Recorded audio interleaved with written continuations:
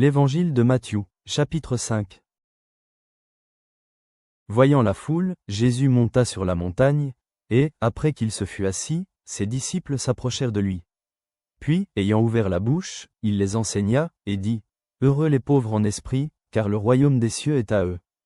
Heureux les affligés, car ils seront consolés. Heureux les débonnaires, car ils hériteront la terre. Heureux ceux qui ont faim et soif de la justice, car ils seront rassasiés. Heureux les miséricordieux, car ils obtiendront miséricorde. Heureux ceux qui ont le cœur pur, car ils verront Dieu. Heureux ceux qui procurent la paix, car ils seront appelés fils de Dieu. Heureux ceux qui sont persécutés pour la justice, car le royaume des cieux est à eux. Heureux serez-vous, lorsqu'on vous outragera, qu'on vous persécutera et qu'on dira faussement de vous toutes sortes de mal, à cause de moi. Réjouissez-vous et soyez dans l'allégresse, parce que votre récompense sera grande dans les cieux. Car c'est ainsi qu'on a persécuté les prophètes qui ont été avant vous. Vous êtes le sel de la terre. Mais si le sel perd sa saveur, avec quoi la lui rendra-t-on?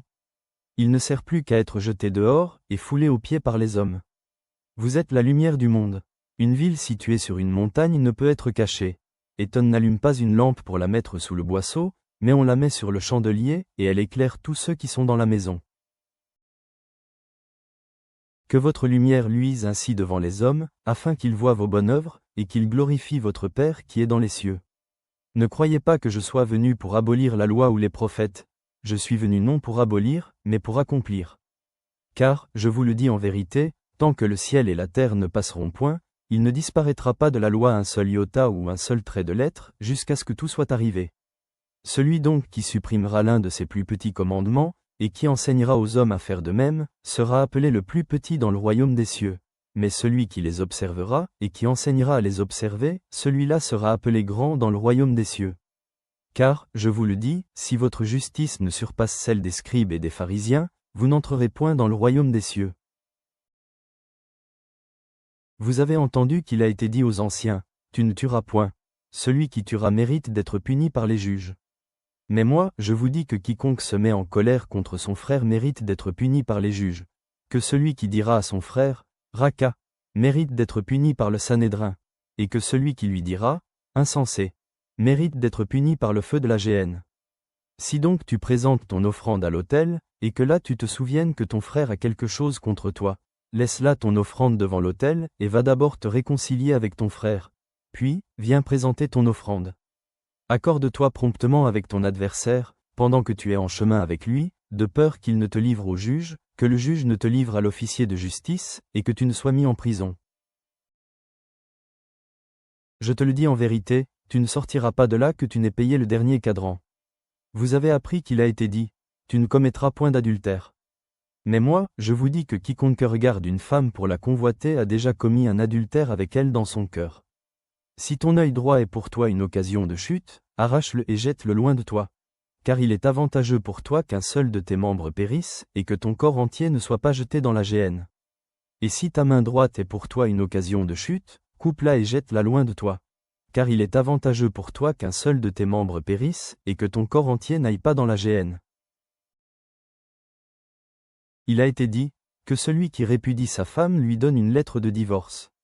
Mais moi, je vous dis que celui qui répudie sa femme, sauf pour cause d'infidélité, l'expose à devenir adultère, et que celui qui épouse une femme répudiée commet un adultère.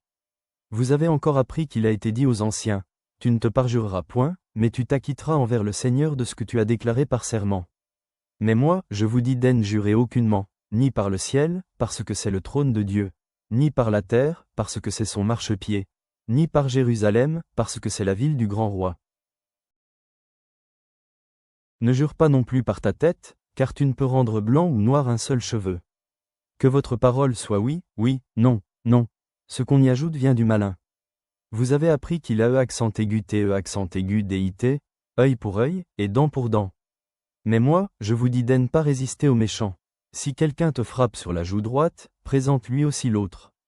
Si quelqu'un veut plaider contre toi, et prendre ta tunique, laisse-lui encore ton manteau.